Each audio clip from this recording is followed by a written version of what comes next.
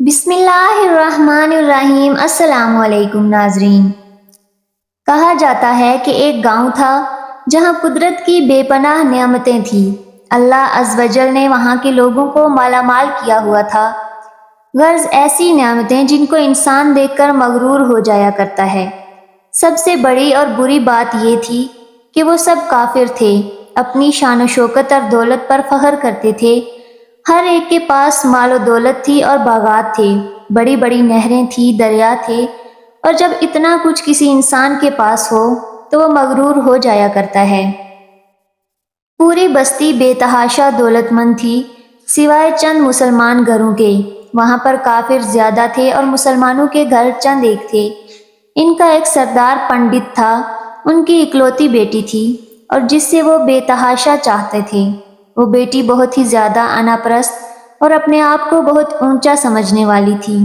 تمام کافر ایک دوسرے کی مدد کرتے ہیں، لیکن مسلمانوں کو دیکھنے والا وہاں کوئی نہیں تھا۔ پنڈت کی بیٹی کالا جادو کر کے غریبوں کو جانور بنا دیا کرتی تھی۔ وہ غریب مسلمانوں کو اپنا غلام بناتی۔ مسلمان اس سے بہت تنگ تھے۔ اگر کوئی اس کی بات نہ مانتا تو وہ ان کو جانور بنا کر اپنے اشاروں پر نچاتی تھی۔ جب پنڈت کی بیٹی کا ظلم حد سے زیادہ بڑھ گیا تو مسلمانوں میں سے ایک بوڑھے شخص نے اللہ تعالیٰ کے حضور گڑ گڑا کر یہ دعا کی، اے پروردگار، ہماری نسلیں تو چند ایک یہاں پر بچی ہیں، ان نسلوں کو تو بچا لے۔ اس پنڈت کی بیٹی نے ہمارا جینا دشوار کر دیا ہے۔ کوئی بھی ہمارا مسیحا نہیں ہے، نہ دولت ہے نہ جسمانی طاقت ہے۔ یا اللہ، ہمارے لیے کوئی ایسا مسیحا بھیج جو طاقتور ہونے کے ساتھ ساتھ اس پنڈت کی بیٹی کا مقابلہ کرنے والا ہو۔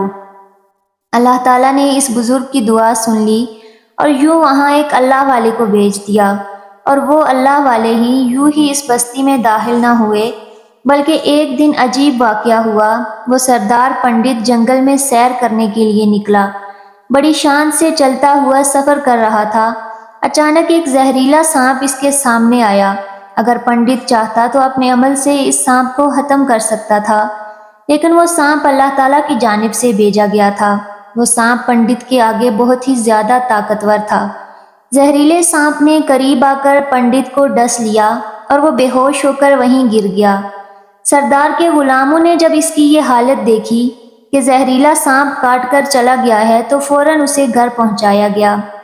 لڑکی نے جب اپنے باپ کی یہ حالت دیکھی تو اس نے ملک بھر کے بڑے بڑے طبیب بلائے اور وہ اپنے ہنر میں بہت ہی ماہر تھے، اور عجیب بات تھی کہ لاکھ کوششوں کے باوجود زہر کو نکالنے میں ناکام ہو رہے تھے۔ زہر تیزی کے ساتھ پنڈت کے جسم میں پھیل رہا تھا۔ کوئی بھی طبیب زہر کو جسم سے نکالنے میں کامیاب نہ ہوا، اور وہ خود بھی اتنا بڑا عامل تھا لیکن اس کے باوجود اپنا علاج نہیں کر پا رہا تھا۔ اسی وقت شہر میں ایک درویش کی آمد ہوئی۔ درویش کو تو اللہ تعالیٰ نے اس مقصد کی خاطر بھیجا تھا۔ اس کے دروازے کے پاس پہنچ کر دروازے کو کھٹکھٹایا۔ بڑے بڑے غلام کھڑے ہوئے تھے۔ انہوں نے پوچھا، کیا بات ہے، کس سے ملنا ہے؟ اس نے کہا کہ یہاں کے سردار کو سانپ نے ڈس لیا ہے۔ وہ کہنے لگے، تمہیں کیسے پتا؟ تم تو ہمیں اجنبی لگتے ہو اور ہم نے اس سے پہلے تمہیں یہاں نہیں دیکھا۔ درویش نے کہا، میں ایک مسافر ہوں اور مجھے خبر ملی ہے کہ یہاں کے سردار کو ایک زہریلے سانپ نے ڈس لیا ہے اور کوئی بھی ان کا علاج نہیں کر پا رہا۔ میں ایک حکیم ہوں اور ان کا علاج کرنے آیا ہوں۔ دربان درویش کی حالت دیکھ کر ہنسنے لگے، کیونکہ آپ نے پھٹے پرانے کپڑے پہنے ہوئے تھے اور حلیے سے ہی غریب لگ رہے تھے، یعنی فقیر۔ دربان کہنے لگے، تم اتنے بڑے سردار کا علاج کرو گے؟ ارے یہاں ملک بھر کے اتنے بڑے طبیب بلائے گئے ہیں، ہمارے سردار کو پیسوں کی کوئی کمی نہیں ہے، اور وہ تم جیسے غریب سے اپنا علاج کروائیں گے؟ درویش نے کہا، اگر تم چاہتے ہو تمہارے سردار کی جان بچ جائے تو پھر مجھے اندر آنے دو۔ وہ غلام کہنے لگے، ٹھیک ہے، ہم اندر سے اجازت لے کر آتے ہیں۔ غلام اندر آئے اور پنڈت کی بیٹی سے کہا، جناب، باہر ایک غریب آیا ہے، حلیے سے فقیر لگ رہا ہے، لیکن کہتا ہے میں پنڈت کا علاج کر دوں گا اور زہر جو تیزی سے پھیل رہا ہے اس کو نکال کر باہر پھینک دوں گا۔ وہ کہنے لگی، ٹھیک ہے، اس کو اندر بلاؤ۔ جب وہ درویش اس گھر میں آئے تو دیکھا پنڈت زہر کے درد سے تڑپ رہا ہے اور اپنی ٹانگ کو بار بار بستر پر پٹک رہا ہے۔ درویش پنڈت کے پیر کی جانب آئے جہاں پر سانپ نے کاٹا ہوا تھا۔ جس جگہ سانپ نے کاٹا ہوا تھا اس جگہ اللہ والے نے تھوک دیا اور فوری طور پر وہاں سے بھاگ گیا۔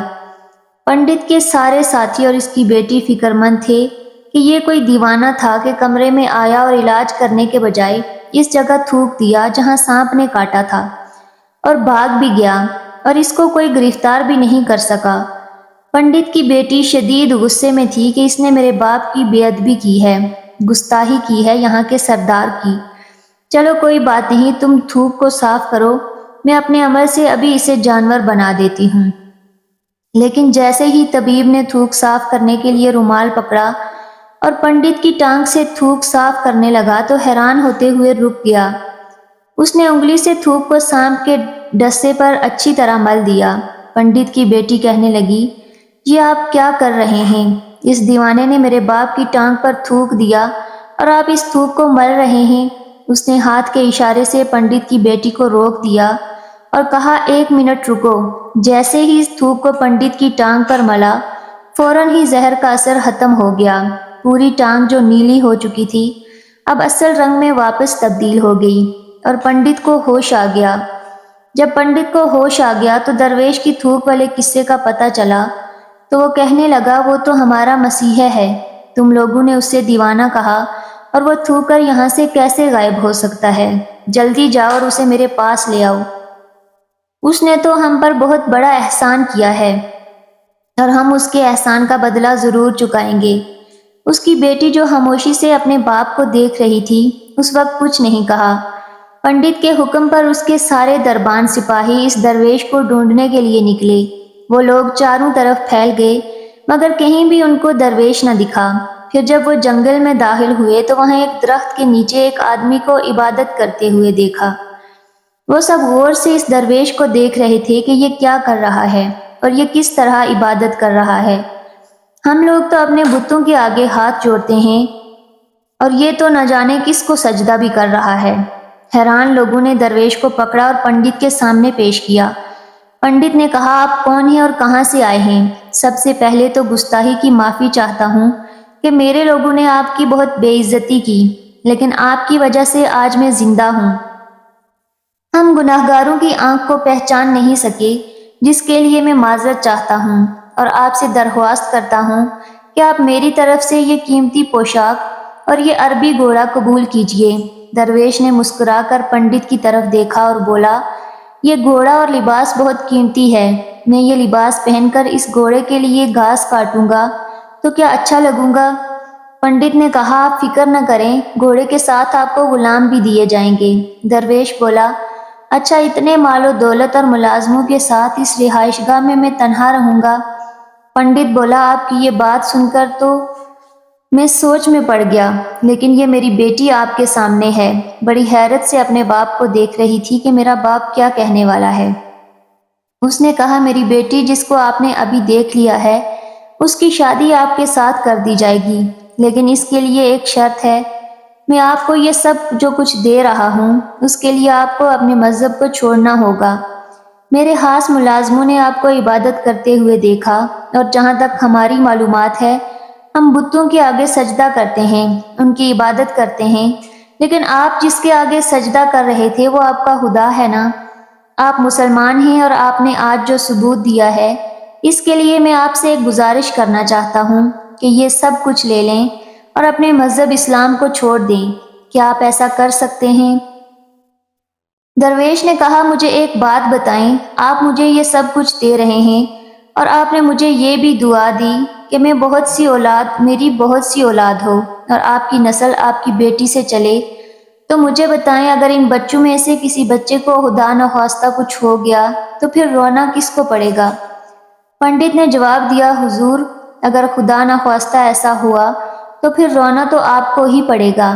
درویش بولے، اگر یہ سارا مال مجھے لے کر بھی رونا پڑے تو پنڈت جی آپ اپنا قیمتی لباس، گھوڑا اور اپنی بیٹی، عالیشان گھر، نوکر چاکر اپنے پاس رکھیں۔ میں خوش ہوں کہ میں ایک مسلمان ہوں۔ اگر یہ تمام نعمتیں لے کر مجھے اپنا مذہب چھوڑنا پڑے تو اپنی جان دے کر بھی میں اپنے مذہب کو نہیں چھوڑوں گا۔ جس رب نے مجھے پیدا کیا، کیا میں اس کے دین کو چھوڑ کر آپ کے پاس آ جاؤں، وہ بھی صرف ان چند پیسوں کے لیے؟ مجھے تو آخرت کی زندگی چاہیے، اس لیے میں اپنی درویشی میں بہت خوش ہوں۔ اللہ تعالیٰ نے جس مقصد کے لیے مجھے یہاں بھیجا ہے بس وہ مقصد پورا ہو جائے۔ کیا مقصد ہے آپ کا؟ بس کچھ نہیں، بس یہاں کے مسلمانوں پر بہت ظلم ہو رہا ہے، انہی کے لیے مسیحا بنا کر آیا ہوں۔ پنڈت کہنے لگا، میں نے مال دے کر آزمایا آپ کو اور ہر طرح سے جان لیا، پر آپ اپنے مذہب کو چھوڑنے پر راضی نہ ہوئے۔ اگر تم یہی سب کچھ کرنے آئے تھے تو تمہیں کسی بات کا ڈر نہیں۔ کیا تم جانتے نہیں ہو کہ ہم کتنے طاقتور ہیں اور ہماری بیٹی اپنے عمل میں اتنی ماہر ہے کہ تمہیں یہاں پر کھڑے کھڑے جنگلی جانور بنا سکتی ہے؟ درویش نے کہا، اس نے جانور تو بہت سے کمزور لوگوں کو بنایا ہے، یہ مجھے جانور بنا کر دکھائے تو بات ہے۔ اس سے پہلے کہ پنڈت اپنی بیٹی کو یہ مشورہ دیتا کہ جاؤ بیٹی اس پر وار کرو، اللہ والے نے جادوگرنی پر ایک پھونک ماری اور وہ اسی وقت ایک بڑی سی چھپکلی بن گئی۔ وہ چھپکلی اتنی بڑی تھی کہ وہاں پر جتنے انسان کھڑے تھے ان سب میں سب سے اونچا اسی کا تھا۔ آہستہ آہستہ اللہ والے کے قریب آنے لگی اور اپنا زہر ان پر اگلنا چاہتی تھی۔ وہ جانتے تھے کہ یہ کیا کرنے والی ہے۔ اسی وقت انہوں نے اس کے منہ پر تھوک دیا۔ تھوکنے کی دیر تھی کہ وہ جلنے لگی۔ اس تھوک سے چھپکلی کا آدھا چہرہ پگھل رہا تھا، اس کا چہرہ جل کر سیاہ ہو رہا تھا اور قریب ہی اس کا پورا جسم جل جاتا اور وہیں ختم ہو جاتی۔ پنڈت دوڑتا ہوا آیا اور ان کے قدموں میں گر گیا اور معافی مانگنے لگا، حضرت اس گستاخی کے لیے آپ مجھے معاف کر دیں، میں نے سچ میں آپ کو بہت ہی کمزور سمجھا اور اپنے مذہب سے آپ کو ہٹانا چاہا۔ اگر میری بیٹی ٹھیک ہو جائے گی تو میں سچ کہتا ہوں کہ ہم جتنے لوگ یہاں پر موجود ہیں یہ پوری بستی مسلمان ہو جائے گی۔ اللہ والے نے اس چھپکلی پر دوبارہ سے پھونک ماری تو وہ انسان بن گئی اور درویش کے قدموں سے لپٹ گئی اور کہا، مجھے معاف کر دیں، میں نے اپنے آپ کو بہت طاقتور سمجھا تھا، میرے باپ کی آپ نے جان بچائی لیکن اس کے باوجود میں آپ کی دشمن بنی رہی۔ لڑکی کا آدھا چہرہ سیاہ ہو چکا تھا۔ وہ کہنے لگی، آج میں اپنے باپ کے ساتھ آپ کے دستے مبارک پر مسلمان ہونا چاہتی ہوں اور یہ وعدہ کرتی ہوں کہ اس بستی میں کوئی مسلمان کافر نہیں ہوگا بلکہ سب مل کر بھائی چارے کی طرح رہیں گے اور سب مسلمان ہو جائیں گے۔ پنڈت اور اس کی بیٹی نے اسلام قبول کر لیا اور پنڈت نے اپنی بیٹی کی شادی اللہ والے سے کرا دی۔